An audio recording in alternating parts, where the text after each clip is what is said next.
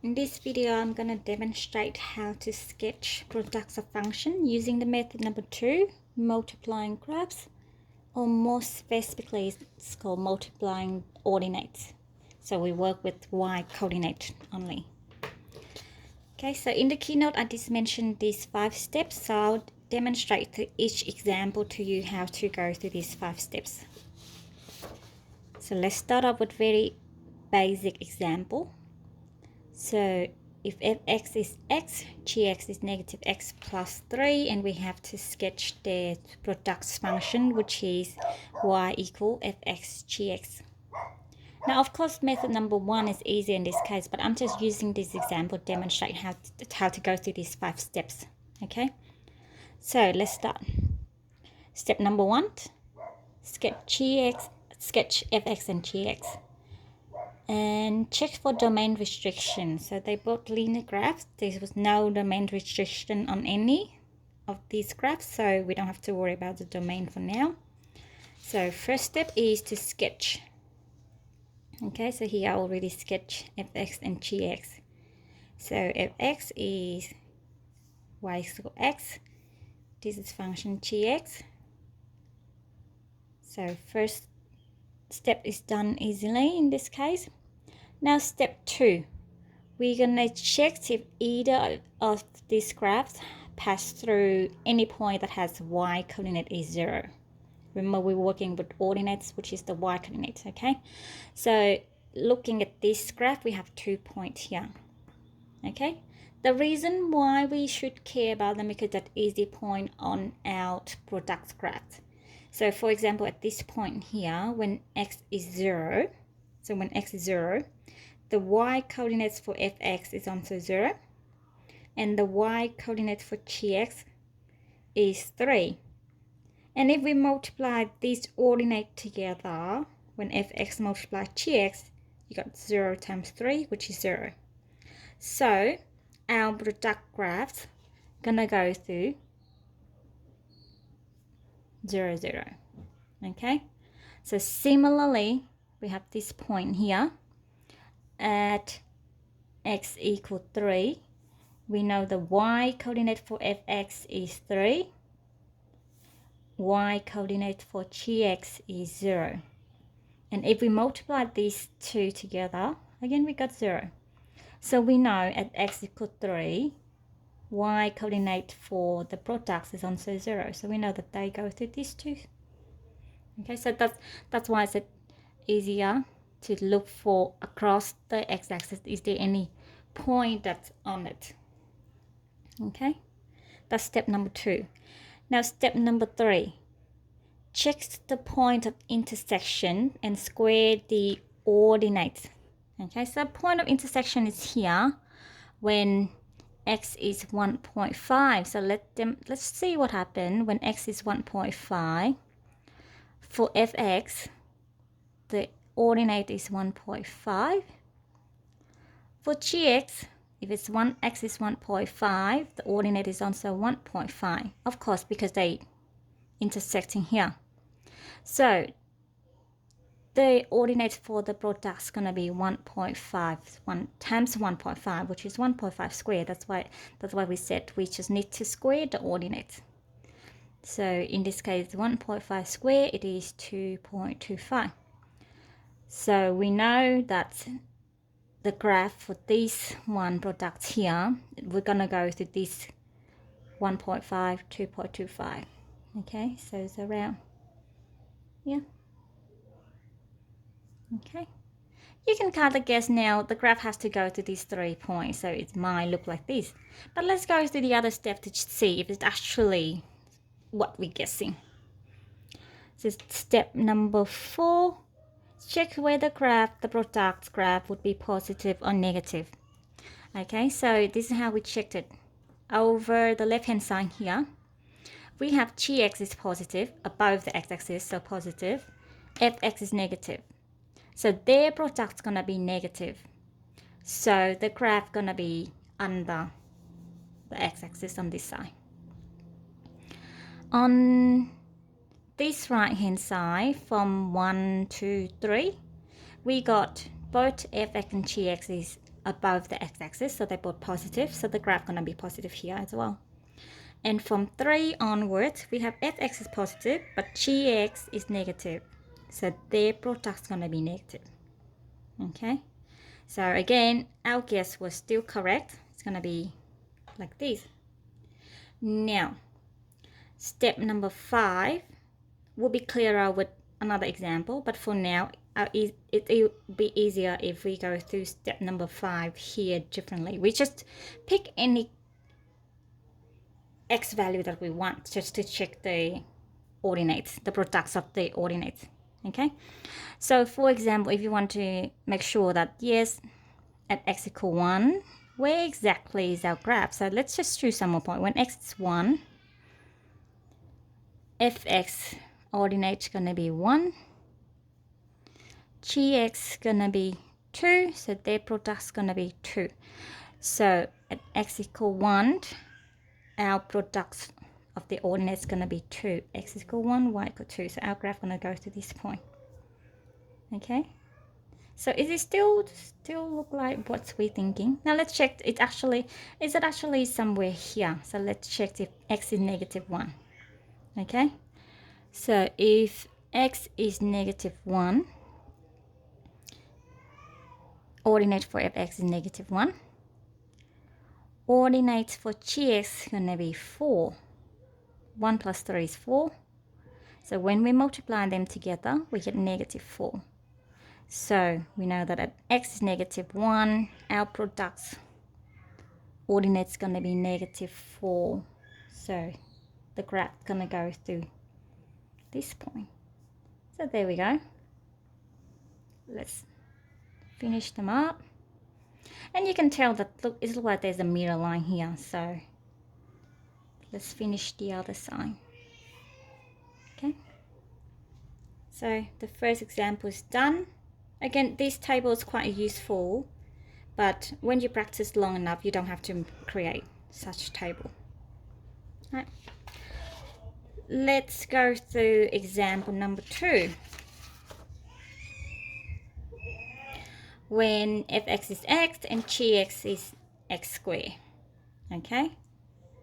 So first step, sketch fx and gx. I already done it here. So our fx is the linear graph and gx is the parabola. Alright, so first step is done. Second step, check if it's passed through along the x-axis, if it's cut anyway. And our graph is gonna go through that point. In this case, they both 0, 0. So 0 times 0 is 0. Okay. And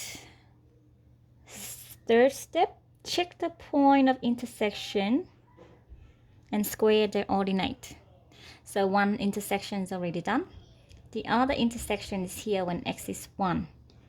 Now y coordinates for both graph is 1 in this case, so 1 square is still 1. So the product graph still goes to this point. Okay. Or let me say it clearly, when x is 1, we have fx is 1. For gx, the ordinate is also 1. And when we multiply fx, gx, remember we're drawing y equal fx times gx. So if we multiply 1 and 1, we still have 1. So basically, our product graph, we're going to go through 1, 1. Okay? So that's step number 3 done. Now check if they're positive or negative.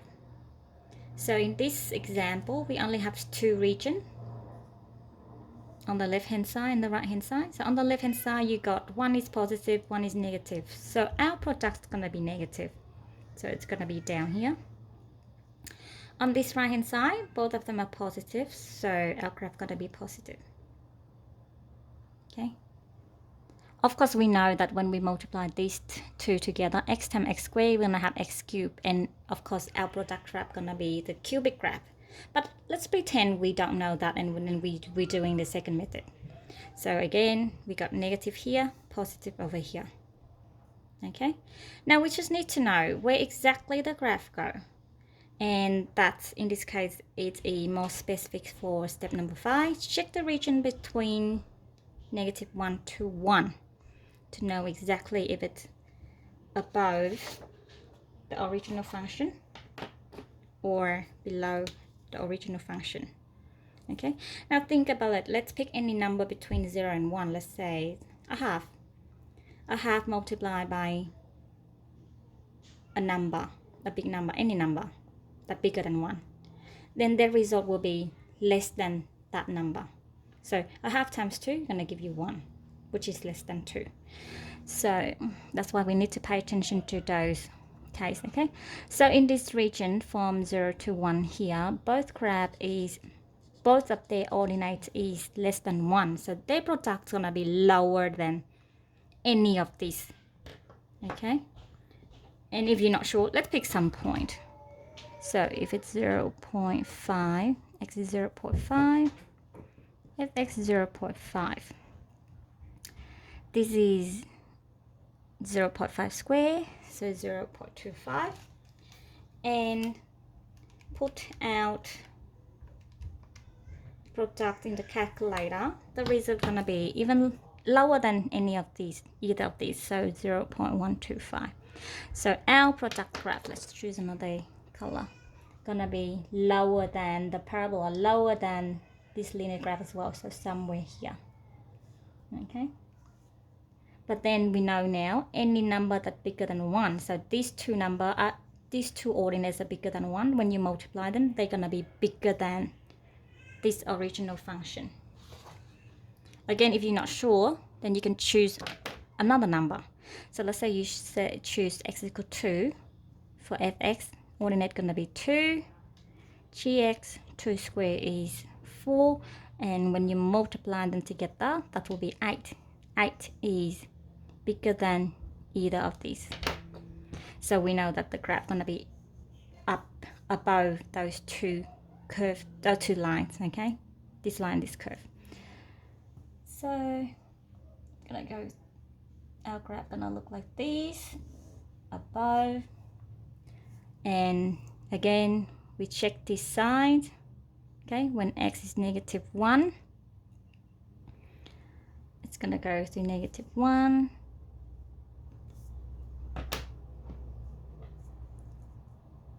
Again, if you can't guess or not sure, then let's pick a number, okay? Negative 0.5, if you pick negative 0.5 when x is negative 0.5, fx is negative 0.5, gx, ordinate is still this, but when you multiply them together, that's going to be negative. And negative 0.125 is about here, so it is above this linear graph. And that's why we have the product graph, which is the cubic graphs like we said from beginning. Alright, one last example. This example is useful because we got restriction on the domain. Okay. Alright, so we have two functions, x and square root of x. First step, we sketch these two. So already done, it's here. The linear graph is fx. This is the square root graph, which is gx. Now we need to check the domain restriction. The domain for this one is from 0 to infinity. It can't be negative. So for their product function, we don't have to worry about this at all. We can ignore this left-hand side now. Okay. So step 1's done, and we also check the domain as well. Step 2, checks either of a graph pass through A0. So again, we go along the x-axis. There's only one point here. Let's choose another color. So we know the product graph gonna go through this point. Okay. Step 3, checked for their intersection. So they intersect at 1. So one square is still 1, so they will go through this point. The product graph is gonna go through that point. Now check if they're positive or negative. Again, we did mention before, we don't have to worry about this because our domain is not here. Now on this right hand side here, both of them will be positive anyway, so their product's gonna be positive. So the graph won't go down here. Okay. Now we only need to check where exactly the graph's gonna go. Is that above here, go in the middle here, or down here? Okay, that's when we go to step number 5. So step number 5, firstly we checked between 0 to 1 first. We ignore this part already. 0 to 1. Okay, let's check. Let's choose a number if you're not sure. Now, if you're good with algebra, you can say that both of them are under 1. Then when you multiply them together, the result's going to be less than either of them. Okay? But if you're not sure, let's just pick a number. So if you pick 0.5, x is 0.5, ordinate for fx is 0.5, ordinate for gx is square root of 0.5, which is around 0.7, and then you multiply them together, you will get a smaller number than either of them. So this is less than 1, this is less than 1. When you multiply them together, you have a result which is less than either of them. So, and in this case, it is about 0.35. So we know that the graph will go below this curve, also below this linear graph. So it's somewhere around here. So we know that it will go below, okay? Now, from 1 onward, 2 numbers that are bigger than 1 when you multiply together will be bigger than either of them. So the graph going to be above both of them. So the graph going to go like that, okay? And if you're not sure, let's pick a number. When x is 2, if x ordinate is 2, gx ordinate is square root of 2, and when you multiply them together, you will have 2.8, which is bigger than both of them. So the graph going to be above, okay? So in this case, with our specific example, it's going to be 2.8 around here. So now we connect all the points that we have. That's the graph of y equal fx gx. Okay.